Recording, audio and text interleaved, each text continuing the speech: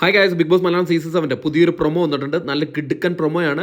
പ്രൊമോയിൽ ഒരു അടിയാണ് നടക്കുന്നത്. കിച്ചണിൽ നമ്മുടെ ഒനിൽ സാബു എന്തോ ഉണ്ടാക്കിക്കൊണ്ടിരിക്കുകയാണ്. അപ്പോൾ നമ്മുടെ ഓണറിൻ്റെ മോളായിട്ടുള്ള ആദിൽ വന്നിട്ട് ഉപ്പിടുന്നുണ്ട്. ആദ്യം കയ്യിലാണ് ഉപ്പ് വീഴുന്നത്. അതോടൊപ്പം തന്നെ പാത്രത്തിലും കുറേ ഉപ്പ് വാരി ഇട്ടിട്ടുണ്ട്. അപ്പോഴേക്കും നമ്മുടെ ഒനിൽ സാബു പറയാണ്, എടാ ഇവള് ഈ ഓണറിൻ്റെ മോള് ഉപ്പിട്ടടാ ഇതിൻ്റെ അകത്ത്. അതായത് ആദിലെയാണ് ഓണറിൻ്റെ മോള്, ആദിലെ ഉപ്പിട്ടെന്നാണ് പറയുന്നത്. എന്നിട്ട് ജിഷിൻ്റെ അടുത്ത് ചോദിക്കുകയാണ് എന്താ ചെയ്യേണ്ടതെന്ന് ഒനിൽ സാബു ചോദിക്കുകയാണ്.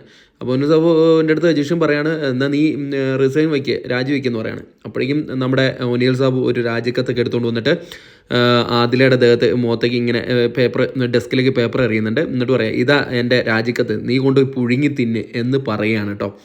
അപ്പം ആദിക്ക് എന്തോ ഒരു ടാസ്ക് കൊടുത്തതാണെന്ന് തോന്നുന്നു.